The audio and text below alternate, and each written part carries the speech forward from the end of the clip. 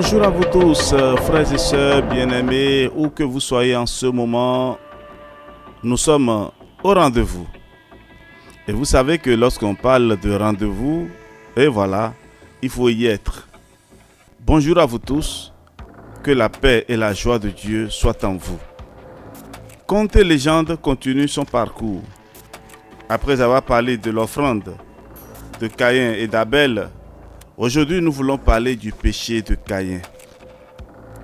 Alors frères et sœurs, nous allons embarquer. Nous allons prendre l'envol et je vous demande de serrer rapidement les ceintures.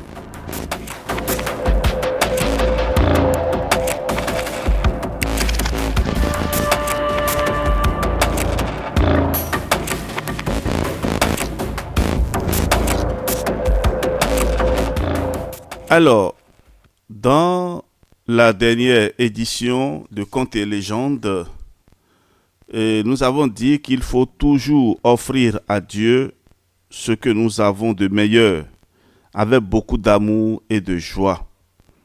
Ce que je donne avec joie à un pauvre ou à celui qui est dans le besoin, c'est à Dieu que je le donne.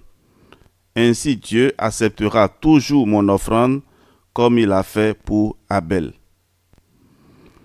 Et j'avais posé la question, qu'est-ce que je donne à la Caritas pour aider les pauvres? Et beaucoup ont répondu, je vous bénis ici et je bénis le Seigneur également. Je remercie le Seigneur pour vous avoir donné vraiment ce cœur qui se penche vers les pauvres. Quel a été le péché de Caïn? C'est le menu du jour. Nous allons prendre notre Bible, et Genèse chapitre 4, à partir du verset 8 jusqu'au verset 26. Alors, chers amis, Caïn parle avec son frère Abel alors qu'ils sont dans les champs. Tout d'un coup, Caïn frappe son frère Abel et le tue parce qu'il est jaloux de lui. Dieu dit à Caïn, « Où est ton frère Abel ?» Caïn répond, « Je ne sais pas. Est-ce que c'est à moi de surveiller mon frère ?» Et Dieu lui dit, « Qu'as-tu fait? La voix du sang de ton frère crie de la terre jusqu'à moi. Maintenant, tu seras maudit de la terre qui a ouvert sa bouche pour recevoir le sang de ton frère. C'est pourquoi tu auras beau la cultiver, elle ne te donnera plus ses richesses, tu seras nomade et vagabond sur la terre. » Quelle malédiction! Frères et sœurs, qu'est-ce que Caïn a fait? Il a tué son frère Abel. Et pourquoi? Par jalousie. Et voyez comment Caïn répond à Dieu. Dieu lui pose cette question, « Où est ton frère Abel ?» Et Caïn répond, « Je ne sais pas. Est-ce que c'est à moi de surveiller mon frère? Est-ce que je suis le gardien de mon frère? » Alors mon frère, ma soeur, toi qui m'écoutes en ce moment, regarde dans ta vie. N'as-tu pas été assassin à un moment donné de ta vie? Ou en ce moment même, n'es-tu pas assassin? Certainement, tu es en train de penser dans ton cœur comment te venger contre quelqu'un.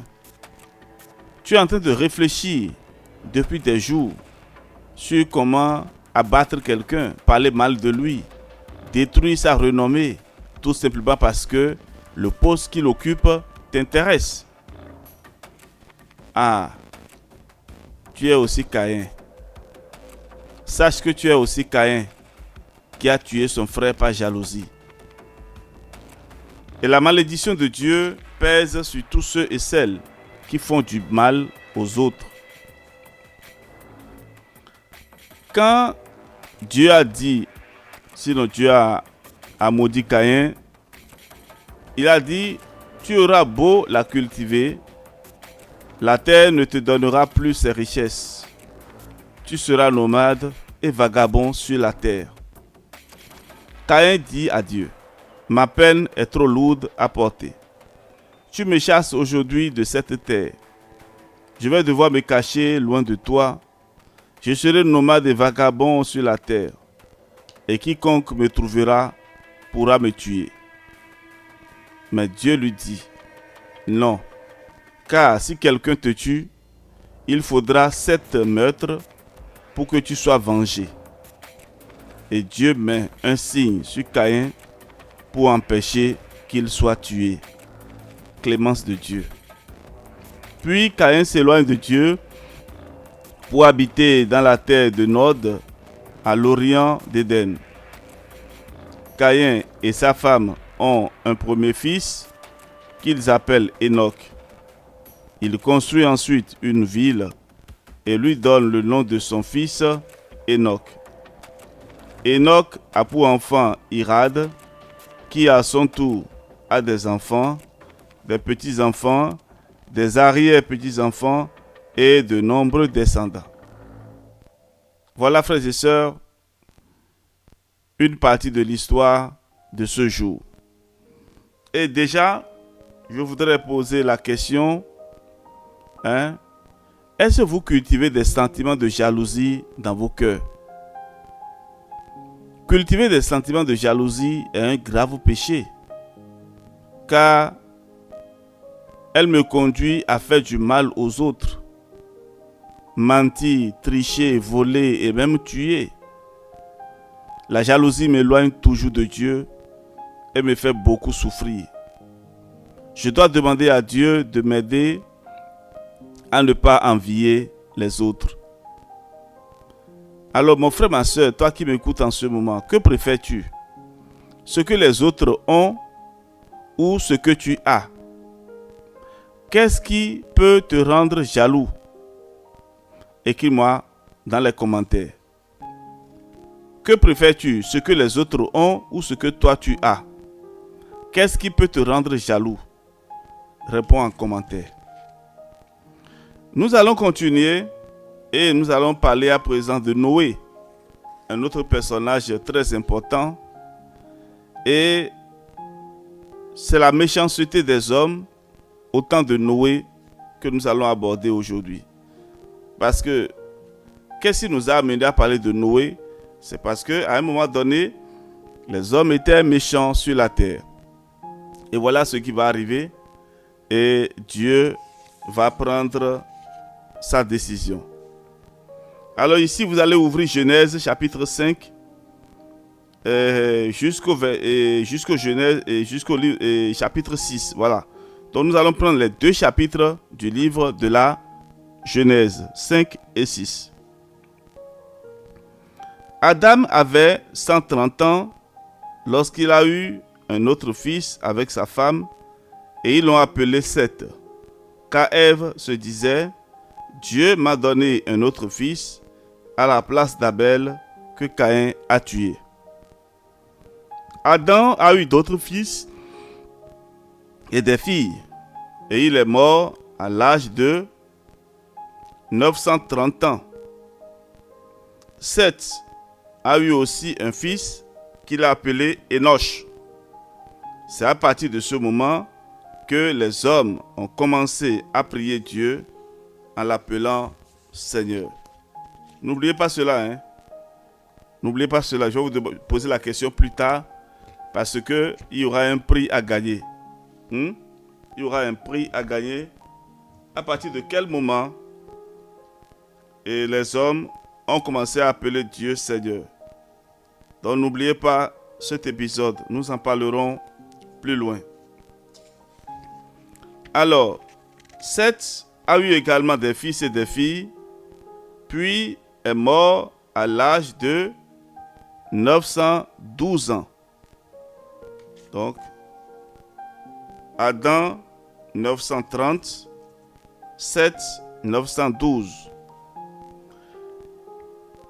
Enoch, l'un des descendants de Seth, a vécu en communion avec Dieu, puis a été enlevé très tôt auprès de Dieu, à l'âge de 365 ans. À cette époque, les hommes vivaient très longtemps. ne me posez pas la question de savoir et pourquoi aujourd'hui les hommes ne vivent plus longtemps. Alors Lémec, l'un des descendants de Enoch, a 182 ans lorsqu'il a eu un fils qu'il appelle Noé, car il se dit, celui-ci nous consolera de nos fatigues et du travail difficile de nos mains, provenant de cette terre que Dieu a maudite. Noé grandit et à l'âge de 500 ans, il a un fils qu'il nomme Sem. Il a ensuite d'autres fils, Cham et Japheth. Lorsque les hommes commencent à se multiplier sur la terre, Dieu décide de limiter leur durée de vie à 120 ans. Il voit que la méchanceté des hommes est grande sur la terre et que toutes les pensées de leur cœur se portent chaque jour uniquement vers le mal. Dieu regrette d'avoir fait l'homme et il est très triste. Il décide d'exterminer les hommes, le bétail, les reptiles et les oiseaux du ciel, car la terre est corrompue et pleine de violence.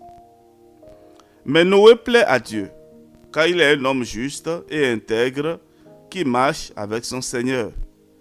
Alors Dieu dit à Noé, « Je vais détruire les hommes avec toute la terre, car ils ont rempli la terre de violence. Fais-toi une hache de bois que tu disposeras en cellules.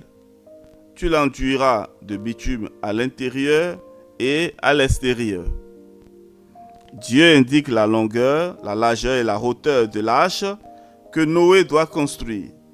Et il lui dit, « Tu feras une fenêtre, puis une porte sur le côté de l'arche.